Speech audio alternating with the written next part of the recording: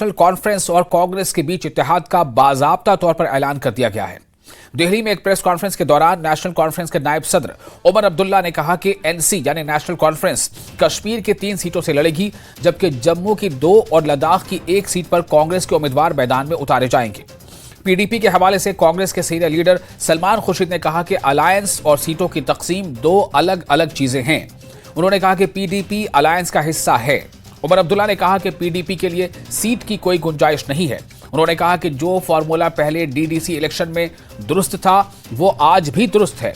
उमर अब्दुल्ला ने गुलाम नबी आजाद के बारे में कहा कि वो वहां से इलेक्शन नहीं लड़ रहे हैं जहां से उनके जीतने के इम्कान ज्यादा थे। उमर अब्दुल्ला ने इल्जाम लगाया कि आजाद बराह रास्त बीजेपी की मदद करना चाहते हैं। उन्होंने इल्जाम लगाया कि गुलाम नबी आजाद, सज्जाद गनी लोन और अल्ताफ बुखारी बीजेपी के लिए काम कर रहे हैं। जब हुए थे जम्मू कश्मीर में, उस वक्त ये तय हुआ था कि 2014 के जो असेंबली के नतीजे हैं उनमें जहां पीडीपी को वो कॉन्स्टिट्यूएंसी मिली वहां पे उन्होंने उम्मीदवार अपने उठाए, जहां नेशनल कॉन्फ्रेंस को मिली वहां नेशनल कॉन्फ्रेंस के उस वक्त पीसी भी हमारे साथ थी, तो पीसी सजाद लोन के उम्मीदवार उन्होंने वहां से अपने उम्मीदवार उठाए जहां वो 2014 में कामयाब हुए। अगर 2014 का फॉर्मूला डीडीसी के लिए सही रहा तो फिर 2019 का फॉर्मूला पार्लियामेंट के लिए सही था। हमने बिल्कुल वही फॉर्मूला इख्तियार किया, लेकिन कांग्रेस पीडीपी को ये बात ठीक लगी नहीं। उन्होंने अपने उम्मीदवार मैदान में उतारे, इस बात के बावजूद कि हमने कांग्रेस को अश्योर किया था कि अगर आने वाले चुनाव में वो नेशनल कॉन्फ्रेंस और कांग्रेस इंडिया अलायंस की मदद करती हैं तो हम असेंबली में जो है सीट शेयरिंग के लिए उनसे बातचीत शुरू कर लेंगे, लेकिन बात बनी नहीं। पिछले दिनों तकरीर और इंटरव्यू के दौरान आज़ाद साहब ने निशाना किसको बनाया? क्या बीजेपी को बनाया? आज़ाद साहब का सीधा सीधा एक ही टारगेट था, doctor Farooq Abdullah, national conference. अब जब वो डॉक्टर फारूक अब्दुल्ला साहब और नेशनल कॉन्फ्रेंस को निशाना बना रहे हैं तो जाहिर सी बात है वो किसके फील्ड पे खेल रहे हैं? बीजेपी की फील्ड पे खेल रहे हैं। मैंने एक भी तकरीर में उन्हें बीजेपी की मुखालफत करते हुए नहीं सुना। हालांकि हम जानते हैं कि मुल्क में मुसलमानों की हाल क्या है, हम जानते हैं कि बीजेपी ने जम्मू कश्मीर के साथ क्या किया। अगर आज़ाद साहब वाकई इन चीज़ों से परेशान होते वो सीधा सीधा बीजेपी को निशाना बनाते। मैंने मुस्लिम लीग का मैनिफेस्टो पढ़ा नहीं है, ना मुझे मुस्लिम लीग के मैनिफेस्टो को पढ़ने का ज़रा सा भी शौक़ है। मैं हैरान इस बात से हूँ कि बीजेपी में कुछ लोगों को इतनी फुर्सत है कि वो अब मुस्लिम लीग का कोई 70-80 साल पुराना मैनिफेस्टो निकाल के जो है उसको पढ़ने का काम कर रहे हैं। मुल्क चलाएं बेहतर है, पुराने मैनिफेस्टो से क्या लेना देना। नहीं मिली इसलिए कि 3 सीटें पहले से नेशनल कॉन्फ्रेंस के पास थीं। अब या तो हम अपनी कोई सीट देते जहां से वो लड़ नहीं सकते, हम जम्मू की सीटें दे देते जहां से वो लड़ नहीं सकते, या फिर एनसी से अपना समझौता ना करते। तो इसमें विडंबनाएं थी, डिफिकल्ट था, कोशिश पूरी की गई। लेकिन जैसा मैंने कहा अलायंस बरकरार है, लेकिन सीट डिस्ट्रीब्यूशन में जो भी हमारी समस्याएं थी उनको हमको सामने रखकर फैसला करना पड़ा है। बिल्कुल है, हमेशा से हैं, वो हैं। और उन्होंने बहुत अच्छे भाषण किए दिल्ली में भी, मुंबई में भी।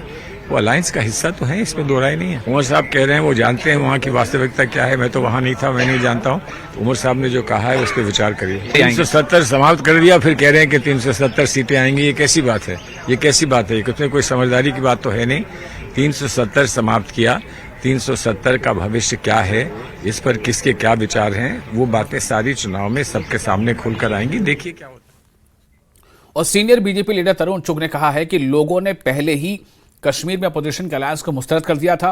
उन्होंने कहा कि 2019 के बाद से ही वो लोग इत्तेहाद का खेल खेल रहे थे, मगर अब उनका नकाब उतर चुका है। जम्मू कश्मीर की जनता इस नापाक गठबंधन को पहले ही नकार चुकी है। परिवारवादियों का, कुंठित मानसिकता वालों का, जिन्होंने जम्मू कश्मीर को बर्बाद करने की दास्तान लिखी, वो लगातार 5 अगस्त 2019 के बाद गठबंधन का गुपकार गठबंधन बना के खेल खेल रहे थे। अब उनका पर्दा साफ हो चुका है। और पीडीपी सदर महबूबा मुफ्ती ने कहा है कि अनंतनाग राजौरी सीट को बहुत ज्यादा हाइप दी गई है क्योंकि कुछ लोग महबूबा मुफ्ती को पार्लियामेंट में नहीं देखना चाहते हैं। मुफ्ती ने कहा कि लोगों की आवाज को दबाने के लिए कुछ लोग महबूबा मुफ्ती की आवाज को कुचलना चाहते हैं। मुफ्ती ने इल्जाम लगाया कि जम्मू में एक कबायली लड़की के साथ छेड़छाड़ की गई और उन्हें उम्मीद है कि मुतासरा को इंसाफ मिलेगा। हल्के के लिए नामजदगी के बाद अपना पहला दौरा बिजबिहाड़ा किया। उन्होंने अपने वालिद मरहूम मुफ्ती मोहम्मद सईद की कब्र पर हाजिरी दी।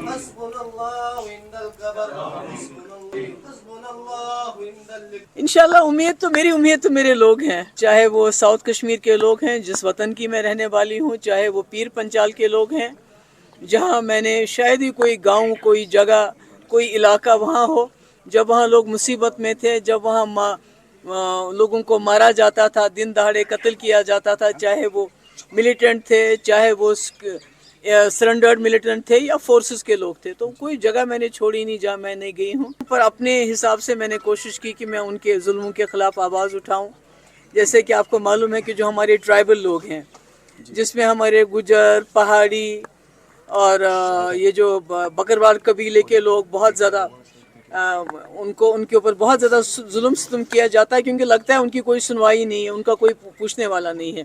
जैसे कि आपको मालूम होगा कि 2 दिन पहले जानीपुर जम्मू में भी एक हादसा हुआ जहां एक ट्राइबल बच्ची के साथ ज़्यादती करने की कोशिश की कुछ गुंडों ने, और उसके बाद जब उसको बचाने के लिए उसकी घर के माँ गई और भी कोई लेडी चली गई तो उनको इतना पीटा कि अस्पताल में वो इस वक्त दाखिल हुई हैं।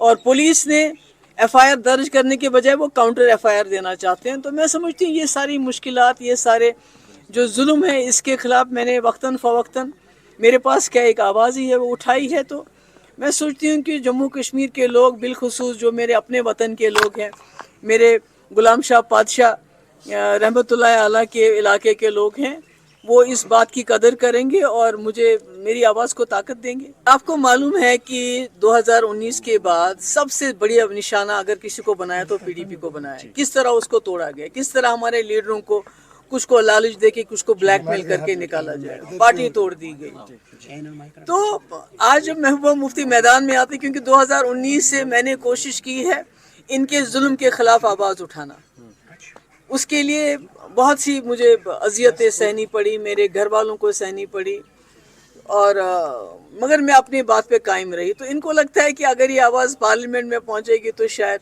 वहाँ भी इनके लिए मुश्किलें पैदा होगी, और शायद जो जम्मू कश्मीर के असली हालात है, खाली जम्मू कश्मीरी में लद्दाख की बात भी करती हूँ कि जो असली हालात हैं, तो कहीं उन असली हालात की अक्कासी ना हो जाए, और ये जो डोल पीटते हैं जम्मू कश्मीर में सब कुछ ठीक ठाक है, तो वो उनका जो बात है जो उसमें राज से पर्दा उठ जाएगा। तो इसलिए इनकी कोशिश है जितना भी हो सके। और महबूबा मुफ्ती के बयान पर रद्द-ए-अमल जाहिर करते हुए senior BJP leader Kavinder Gupta ने कहा कि ये उनकी मायूसी और खौफ को जाहिर करता है। गुप्ता ने कहा कि महबूबा जानती हैं कि लोगों ने उनकी इस सियासत को मुस्तरद कर दिया है जिसे वो खेलने की कोशिश कर रही हैं। Farmer deputy CM Kavinder Gupta हमारे साथ मौजूद हैं। महबूबा मुफ्ती का ये कहना है कि वो एक अंतिम उम्मीद है लोगों की, जिसको कि दबाने की कोशिश की जा रही है। इस जो अनंतनाग जो इस सीट को हाइप इसलिए दी गई है ताकि महबूबा मुफ्ती पार्लियामेंट में ना पहुंच पाए। आप कैसे देखते हैं? खुद क्या सोच रही हैं?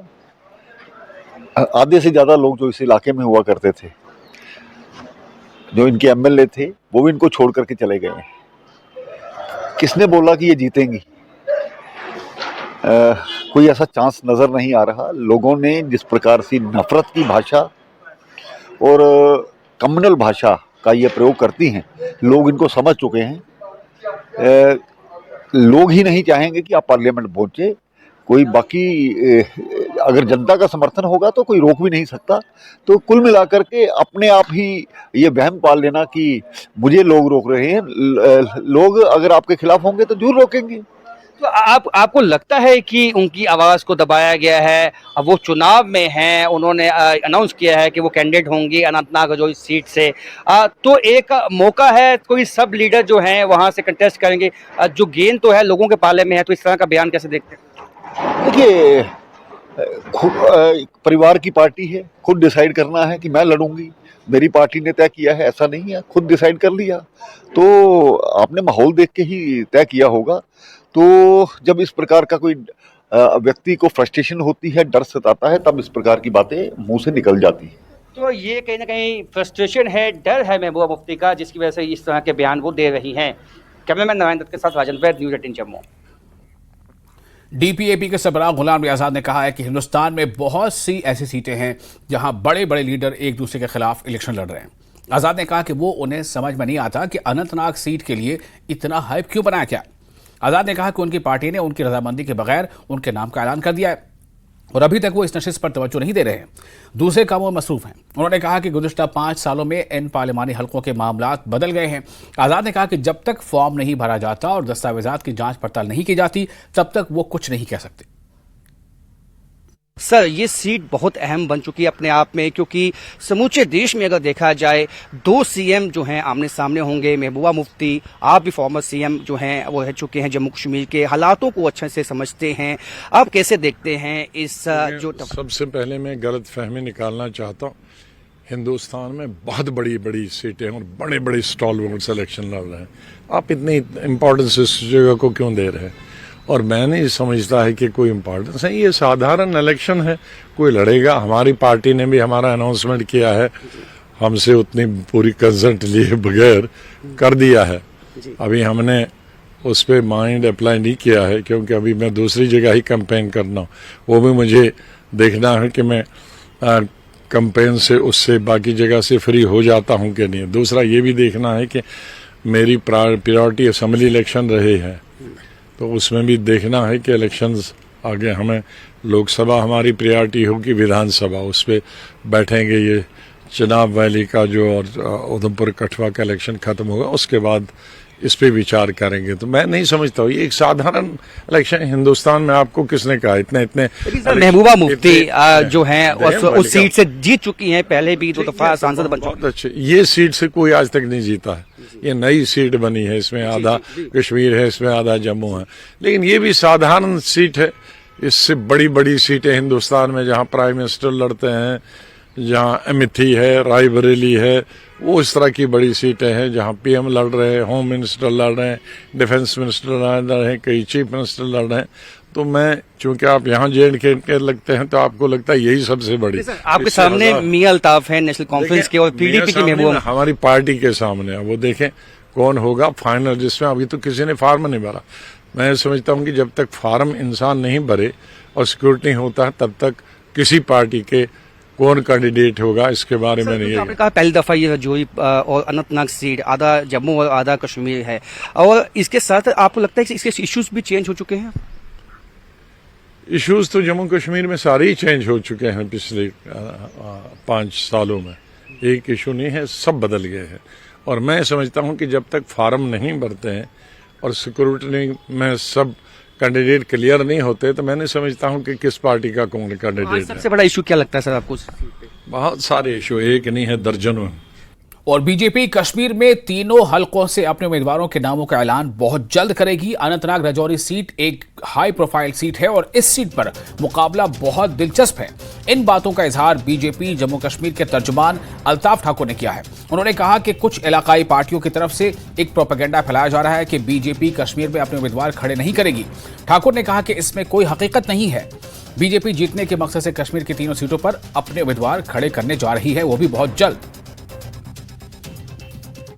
ने भी अब कैंडिडेट उनका अनाउंसमेंट हो गया है, एनसी के भी कैंडिडेट आ गए हैं, तो बीजेपी के कैंडिडेट कब आएंगे? भारतीय जनता पार्टी की जो कैंडिडेट है वो पार्लियामेंट्री बोर्ड अनाउंस करता है, और पूरे देश में आपने देखा कि 543 से ज़्यादा कैंडिडेट्स अनाउंस कर रहे हैं, और भारतीय जनता पार्टी ने फेज़ वाइज ही कैंडिडेट अनाउंस किए हैं। फर्स्ट फेज़, सेकंड फेज़ तो ऑलरेडी हो चुका है।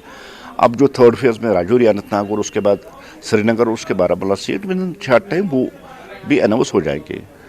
अब जो यहाँ मुख्तलिफ जो समाजी लेवल पे, सोसाइटी में या पॉलिटिकल लेवल जो ऐसा कुछ प्रोपेगेंडा कर रही है कि भारतीय जनता पार्टी कैंडिडेट नहीं उठाएंगी, इसमें कोई सच्चाई नहीं है, कोई सदाकत नहीं है। भारतीय जनता पार्टी तीनों सीटों पे अपनी कैंडिडेट उठाएगी, और तीनों सीटों पे जो चुनौती आजकल बन गई है, जिस तरह से बहुत दिलचस्प मुकाबला हर सीट पे, और हाई प्रोफाइल सीट जैसे अनंतनाग राजौरी भी हो गई है, अब नॉर्थ कश्मीर की भी होगी, और श्रीनगर में भी अभी देखते हैं अनाउंसमेंट कैसी होगी।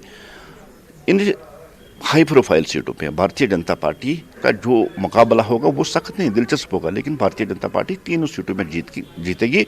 और इस बार जो हम बार बार कह रहे हैं, और एक बार फिर हम दोहरा रहे हैं कि मुकाबला दिलचस्प होगा। भारतीय जनता पार्टी इस चीज़ को मानती है, क्योंकि इलेक्शन, किसी भी इलेक्शन को हम नॉन सीरियस या हम बहुत इजी नहीं लेते हैं। हम बहुत हर एक इलेक्शन पूरी दिलचस्पी, पूरी मेहनत और पूरी लगन के साथ लड़ते हैं। अनंतनाग से एक टफ कॉन्टेस्ट देखने को मिल रहा है, वहाँ पे महबूबा मुफ्ती है, आज़ाद है और मियां अल्ताफ है। तो बीजेपी किस तरह इस तमाम जो है इस सिचुएशन को देख रही है? देखिए, हाई प्रोफाइल सीट बन गई है, 2 सीएम्स है, एक्स सीएम, चाहे महबूबा जी हो या आज़ाद साहब हो, और वहाँ मनहा साहब भी और मियां अल्ताफ़ साहब भी। और मुझे लगता है कश्मीर प्रोविंस में सबसे हाई प्रोफाइल सीट अगर कोई बन गई है तो वो अनंतनाग राजौरी पार्लियामेंट है। और जहाँ तक भारतीय जनता पार्टी का ताल्लुक है, भारतीय जनता पार्टी ही भी एक हाई प्रोफाइल कैंडिडेट जो है उस अनंतनाग राजौरी वाली सीट में उसकी नॉमिनेशन होगी।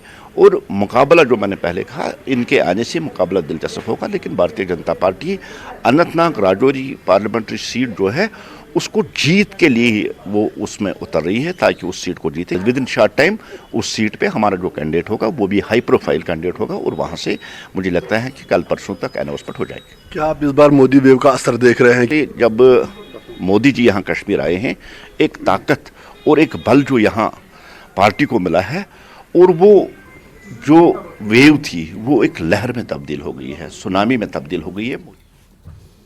और जम्मू कश्मीर में आम इंतखाबात को लेकर सियासी गहमागहमी काफी बढ़ गई है। जम्मू रियासी से कांग्रेस के उम्मीदवार रमन भल्ला ने अपनी इंतखाबी मुहिम तेज कर दी है। वो जम्मू रियासी सीट से दूसरी बार इलेक्शन लड़ रहे हैं। रमन भल्ला तरक्की के नाम पर वोट मांग रहे हैं और लोगों से वादा कर रहे हैं कि वो इंतखाबात में जीत की सूरत में उनकी तमाम जो उनकी समस्याएं हैं, जो उनके मसाइल हैं, वो हल करने की पूरी कोशिश करेंगे।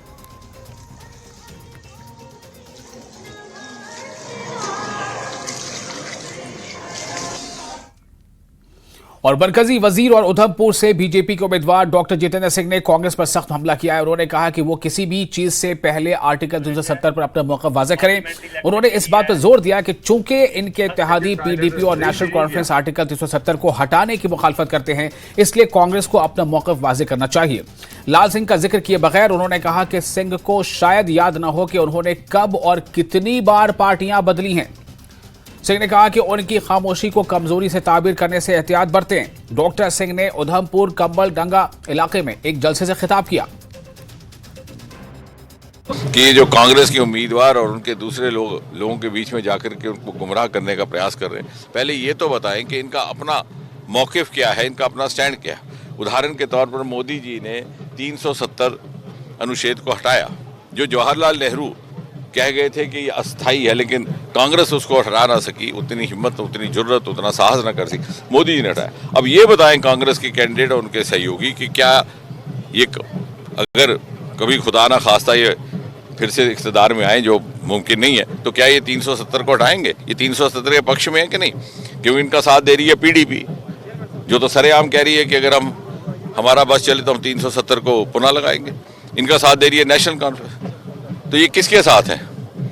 ये हमारे साथ हैं कि उनके साथ हैं? ये एक ही मुद्दे पर दो स्टैंड लेकर चलते हैं और ये समझते हैं कि लोग मूर्ख हैं, क्योंकि खुद हमने 5-5 इन्होंने पार्टियां बदल ली। जैसे खुद ये भूल गए कि कल किस पार्टी में थे, ये समझते हैं कि लोग भी भूल गए कि कल क्या हुआ था। लेकिन मैं आपके माध्यम से एक चेतावनी देना चाहता हूँ, ये लोगों को, आवाम को, भारत की जनता को इतना बेअकल ना समझें, उनकी समझ को अंडर एस्टिमेट ना करें, हमारी शालीनता को बुज़दिली ना समझें, हमारी शराफत को मूर्खता ना समझें। अगर हमारे अवाम को गुमराह करने का प्रयास होगा तो हमारा ये धर्म है, राजनीतिक धर्म है, हमारा ये फ़र्ज़ है कि हमको सही रास्ता दिखाएंगे। अगर ये राजनीति में, तो हम भी राजनीति में। और फिलहाल एक छोटे से